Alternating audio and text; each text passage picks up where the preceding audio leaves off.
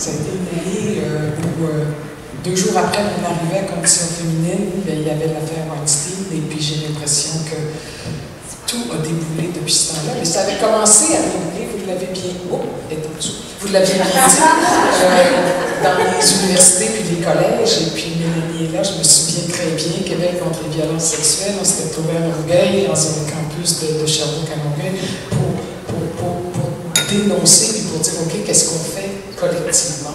Et j'ose dire qu'on a drôlement bien travaillé au Québec cette question-là, bien plus que dans les autres provinces canadiennes, bien plus qu'aux États-Unis, je dirais plus qu'en Europe aussi.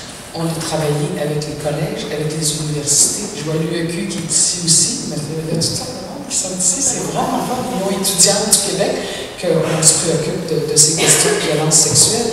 Alors, on a été très, très, très occupés avec la question des violences sexuelles, des violences contre les femmes, très, très majoritairement. Le mouvement, moi aussi, c'est pas rien, c'est une tornade planétaire d'une parole, on dit communément, qui s'est libérée, là, c'est la phrase entendue. Mais ce que je veux dire, c'est que profondément, les femmes ont dit des choses qui ne s'étaient jamais dites depuis des siècles. Puis quand on dit des choses comme ça, que ça soit vieux de 30 ans, vous n'irez jamais dire à la psychologue que je suis qu'il n'y a pas de conséquences, même 30 ans après, même 40 ans après, des conséquences tellement majeures que je me suis sentie interpellée immédiatement. Forum, évidemment, le 14 décembre, on a débloqué de l'argent, on a fait, quand on a un premier ministre avec nous, ça aide à dire qu'il faut annoncer de l'argent, et puis là, on a aidé contre les Calax, etc. Alors, c'est un sujet énorme dont on n'a pas fini d'entendre parler, mais je suis vraiment heureuse que quelque chose comme un grand mouvement s'est fait depuis le mois d'octobre 2017. Parce que oui, il faut souligner tout le travail qui a été fait dans la dernière année au Québec, dans la foulée du mouvement Moi aussi. Donc, qui a interpellé vraiment tout le monde au Québec, je pense, au plus profond de nous. On a tous été bouleversés par les différents témoignages. Et il y a eu des actions qui ont été posées, notamment le projet de loi 151 sur lequel j'ai pu travailler aussi avec Mme David. Donc, il y a des pas qui ont été franchis. Maintenant, ce qu'il faut faire, il faut mieux prévenir et il faut mieux soutenir aussi les victimes d'agressions sexuelles. Donc, comment est-ce qu'on prévient? Il faut qu'on puisse véritablement développer une culture du respect au Québec. Alors, on aura l'occasion de revenir sur ces points spécifiques, mais ça prend évidemment de l'éducation au rapport consensuel, donc l'éducation à la sexualité, certes, mais il faut que ça soit plus large que ça, et donc impliquer l'ensemble de la société civile. On a effectivement les Calax qui ont un programme formidable qui est le programme Empreinte. Alors, il faut qu'on puisse donner les ressources nécessaires à nos enseignants dans les écoles, d'avoir l'appui des organismes qui, eux, connaissent réellement le terrain. Il faut que les organismes puissent avoir les ressources d'agir pour mieux accompagner les victimes.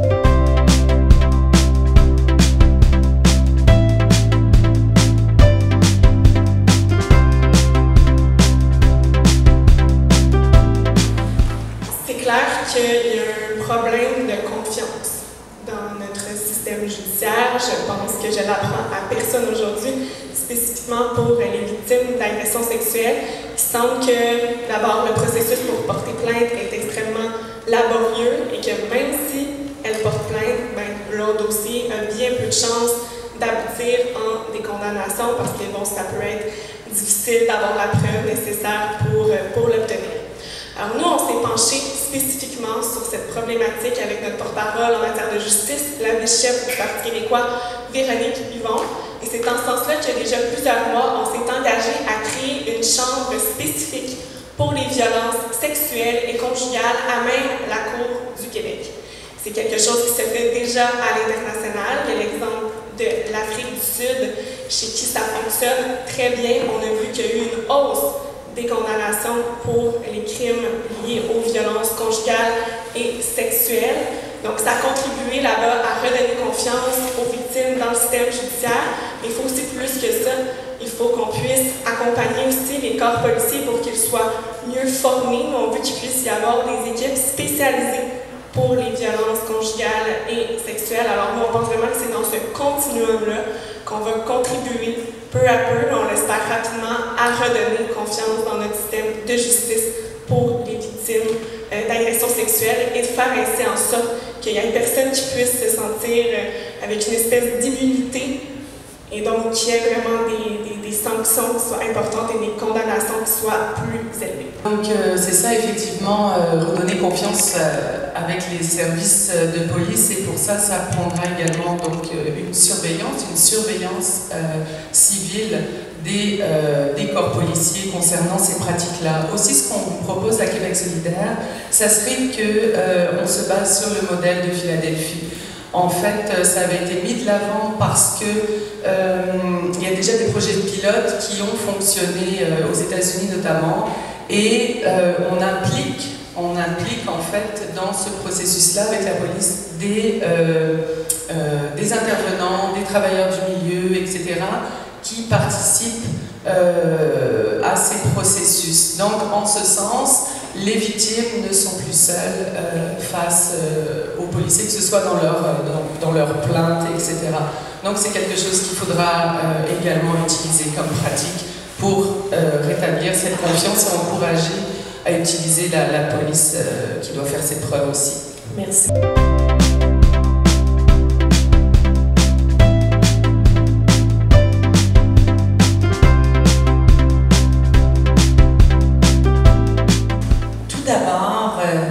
Parfois, elle est dénoncée tout près de soi, et elle est dénoncée trop tard parce qu'il y a encore au Québec un délai de prescription pour pouvoir dénoncer une agression sexuelle. À la Coalition, on s'est engagé à abolir ce délai de prescription-là. Vous savez, quand on subit une agression sexuelle, ça arrive souvent en jeune âge et ça arrive souvent de la part d'un proche. C'est des situations qui sont extrêmement difficiles à vivre, et d'avoir le courage de le dénoncer, c'est de porter sur ses petites épaules, lorsque jeune, la responsabilité de briser sa famille. Quand serons-nous prêtes à pouvoir dénoncer ce qu'on a vécu comme agression? Le temps dira, et il ne faut pas mettre de limite là-dessus. Ensuite, à la Coalition, il y a eu un magnifique programme pour la prévention de la lutte à la prostitution juvénile. Je reviens encore au fait qu'on attire les jeunes femmes dans des réseaux qui vont les fragiliser. Alors, on met sur place des équipes d'intervention multidisciplinaires. On demande à la sécurité publique d'avoir un mandat pour un plan de prévention de la lutte à la prostitution. 80% des femmes qui deviennent des prostituées ont été d'abord et avant tout attirées vers l'âge de 14 et 15 ans. Montréal est une plaque tournante du tourisme sexuel, et d'ici partent des jeunes femmes vers le reste du Canada. Il faut même que notre industrie hôtelière puisse être formée pour pouvoir détecter ces jeunes femmes qui sont dans un état de fragilité, et pour pouvoir les soutenir. Oui, puis je vais prendre quelques secondes pour vraiment faire suite à ce dont on vient de parler, pour saluer Lise Lavallée, qui est de la CAQ.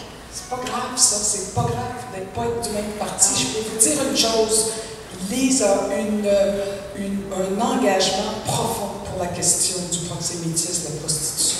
Puis je dois saluer le fait qu'elle ne m'a jamais lâché depuis un an sur cette question-là. Et puis quand les députés ont des causes à cœur, mais vraiment automatiquement, ça se sent. Et oui, c'est pas parce que dans l'opposition, Catherine le sait aussi, on le sait tous, évidemment, Manon qui m'a pas mal talonné sur toutes sortes d'affaires, ça donne des fichus de bons projets de loi. Alors, il y en a un qui est le projet de loi sur les collèges et les universités sur la prévention, l'intervention en matière, évidemment, d'agression sexuelle, d'harcèlement sexuel. Et là, je dois dire qu'on est vraiment, vraiment à l'avant de la parade. Encore une fois, je dois dire, probablement mondialement. J'ai été dans des missions en Belgique, en Allemagne, en France, et ils nous regardent et disent, c'est pas vrai, vous n'êtes pas rendu là. C'est fantastique. Alors, des fois, on peut se dire qu'on est progressiste, puis des fois, on peut se dire qu'on est progressiste aussi, quels que soient peut-être les enjeux ou les partis. Alors, dans ce cas-ci, je suis fière de dire qu'on a été très, très progressiste.